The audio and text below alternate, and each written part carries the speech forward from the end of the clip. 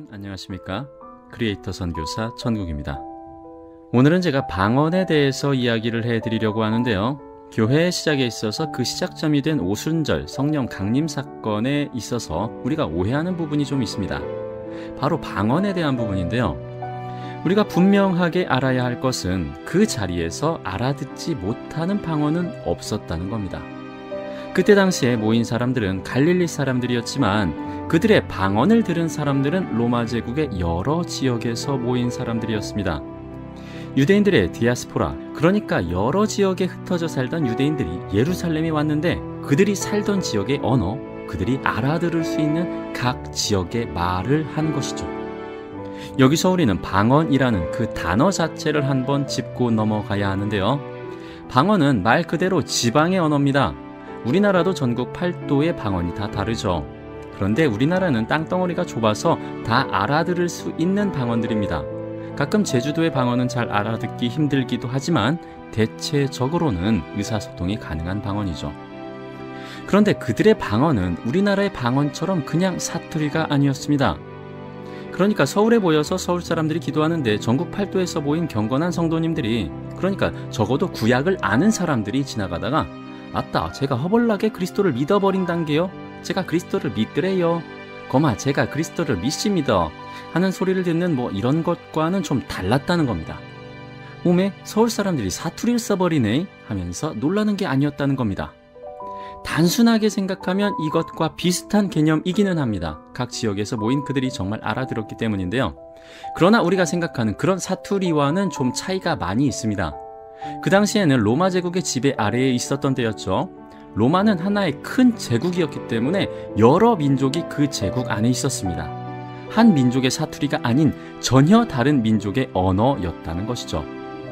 그러나 하나의 제국 안에 있는 민족이기 때문에 외국어가 아닌 지방의 언어인 방언이라는 표현을 한 겁니다. 그러니까 방언을 말한 그들은 배운 적도 없고 해본 적도 없는 외국어를 한 것입니다. 그러니까 이태원에 모여서 서울 사람들이 기도를 하는데 외국에서 온 사람들이 알아들을 수 있는 영어, 중국어, 일본어, 프랑스어, 따갈로어 같은 언어로 말을 한 것이죠. 그들이 들었을 때 와우, 한국 사람들이 잉글리시로 하나님의 일을 말하네. 스고이네. 일본어로 하나님의 큰 일을 말하고 있으문이다. 이런 겁니다. 로마 제국의 지배 아래에 있는 바데와 메데와 엘람과 메소포타미아, 유대와 갑바도기아, 본도와 아시아, 부르기아와 밤빌리아, 이집트와 구레네 근처 리비아의 여러 지역에 사는 사람들, 또 나그네로 머물고 있는 로마 사람과 유대 사람과 유대교에 개종한 사람과 크레타 사람과 아라비아 사람들이 있는데 그들이 사용하는 언어로 그 언어를 모르는 사람들이 하나님의 큰 일을 그들이 알아들을 수 있게 말했다는 것입니다. 그렇게 방언이라는 것은 알아들을 수 있는, 그리고 인간 사회에서 사용하는 언어입니다. 엘렐렐렐렐레, 롤롤롤롤롤, 랄랄랄랄랄라, 빵상빵상빵상 하면서 알아듣지도 못하는 이상한 소리를 내는 것이 아니라는 겁니다. 이걸 우리는 굉장히 조심해야 됩니다. 오순절 계열의 교단, 요즘에는 교단에 상관없이 장로교회든지 감리교회든지 다 오순절 계열화되고 있는 것 같기는 한데요. 그런 교회들에서 성령 집회를 강조하는 교회들은 대부분 교회에서 기도 시간에 알아듣지도 못하는 랄랄랄랄랄 하는 방언을 하는 경우가 아주 많습니다. 그 중에서 어느 한마디라도 알아들을 수 있는 말이 있습니까? 아주 갓난아기가 하는 말도 그것보다는 알아듣기 쉬울 겁니다. 통변도 못하는 그런 말을 방언이라고 시끄럽게 떠들어대는 것은 절대로 방언이 아닙니다. 그리고 그게 성령의 역사는 더욱더 아니죠. 그럼 천사의 말 아니냐 하고 하실 분들도 계실 텐데요. 성경에 등장하는 천사들은 어느 한마디도 그 말을 듣는 인간이 알아듣지 못하는 말을 한 적이 없습니다. 성경에서 천사가 와서 빼르빼르 깐따삐야 하는데 성령의 감동으로 해석을 하니까 하나님의 심판이 있으리라 라고 기록된 구절이 있습니까? 한 곳도 없습니다. 천사들도 인간이 알아들을 수 있는 말로 말을 했습니다. 차라리 빵상 아줌마는 빵상빵상 하면서 스스로 말도 안 되는 말이기는 하지만 통역하는 것처럼 말이라도 하죠. 그런 빵상 아줌마보다도 못한, 아무도 알아듣지도 못하고 또 하고 있는 자신도 뭔 소린지도 모르는 그런 소리로 방언 기도라고 하면 그 기도를 하나님께서 잘 받아주실까요? 그렇게 1시간, 2시간, 10시간 기도한다 한들 그게 온전한 기도일까요? 그렇게 시간만 때우는 말도 안 되는 기도는 예수님께서 지적하시는 중언, 부언하는 기도밖에는 되지 않습니다. 오순절 성령님의 강림의 역사는 구약의 성경을 알기는 하지만 그리스도의 복음을 모르는 사람들에게 복음을 알아듣게 하시기 위한 역사였고, 또 그들이 그 이후에 그런 방언을 계속해서 말했다는 기록은 없습니다. 일회성 기적의 역사였다는 거죠. 거기에 모인 사람들에게 복음을 전하시기 위한 하나님의 기적의 역사였다는 것입니다. 그리고 이후에는 진짜 방언, 그러니까 이방 민족의 언어를 공부하고 또 알고 있는 사람들에 의해서 복음이 전해집니다. 대표적인 사람이 바로 바울이었죠. 그리고 그 전에 하나님께서는 완벽하신 계획에 의해서 사전 작업을 해 놓으시는데요. 바로 로마 제국 이전에 헬라 제국에 의해서 그 당시의 세계의 공통어가 된 헬라어를 온 민족이 알게 하실 것입니다. 그러니까 이렇게 공통어를 통해서 어떤 방언이 있지만 더 많은 사람들이 복음을 효과적으로 알아들을 수 있게 하나님께서 역사를 하신 것이죠. 이렇게 말씀드리면 저 인간 지가 방언 못하니까 괜히 목니 부리는 거 아니냐고 생각하실 분도 있으실 텐데요. 일반적으로 교회에서 하는 그런 방언 아닌 그 방언 엄청 쉽습니다. 제가 지금 기도를 열심히 하고 있는 중도 아니고 그냥 말씀드리다가 하는 건데요.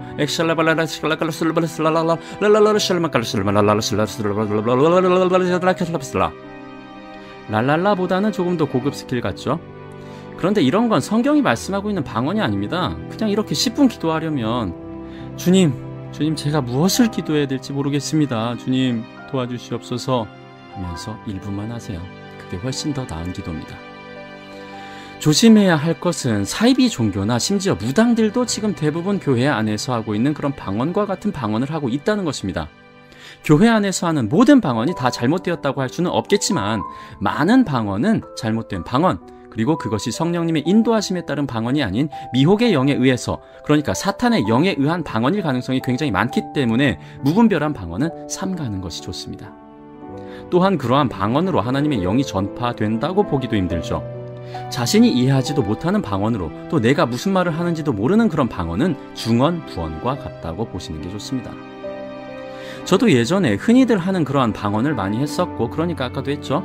하나님의 말씀같이 들려오는 그런 속삭임들도 많이 경험해 왔지만 대부분 저의 내면의 소리였고, 또 방언도 또한 요란한 빈 깡통이었습니다.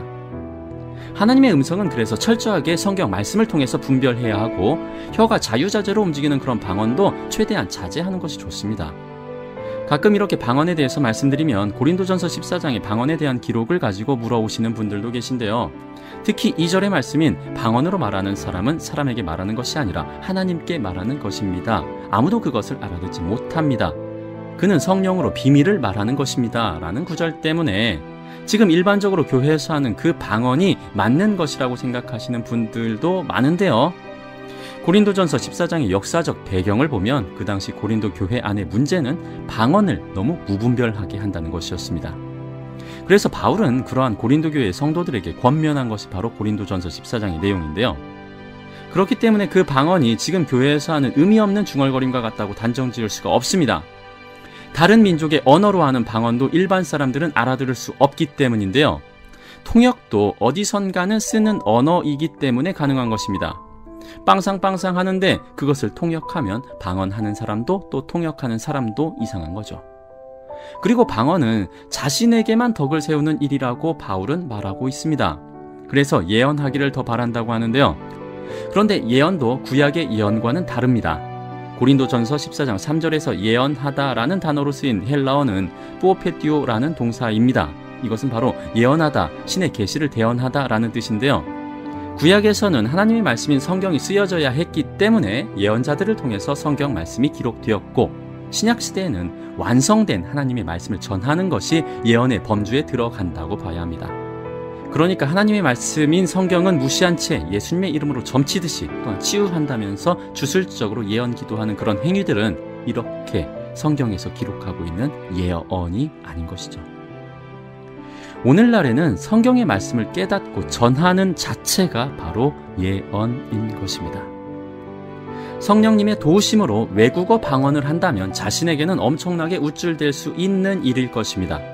그러나 하는 자신도 공부한 적 없는 외국어를 한다는 것은 스스로도 의미를 모른다는 것입니다. 통역자 없이는 자신도 또한 듣는 타인도 그 의미를 알 수가 없죠.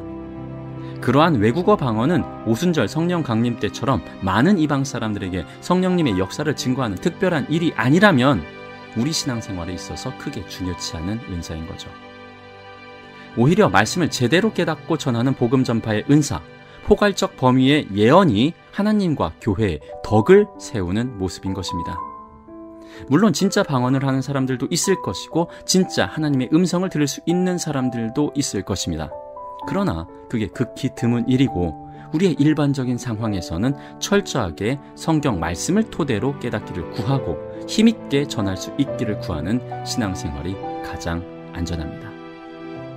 그렇게 우리는 안전한 신앙생활을 위해서 성경 말씀을 가까이 두고 성경 말씀을 토대로 신앙생활 하시기를 간절히 바라고 부탁드리면서 오늘 방송은 여기에서 마치겠습니다. 여러분 사랑합니다.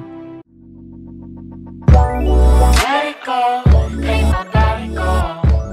Take our bodies high.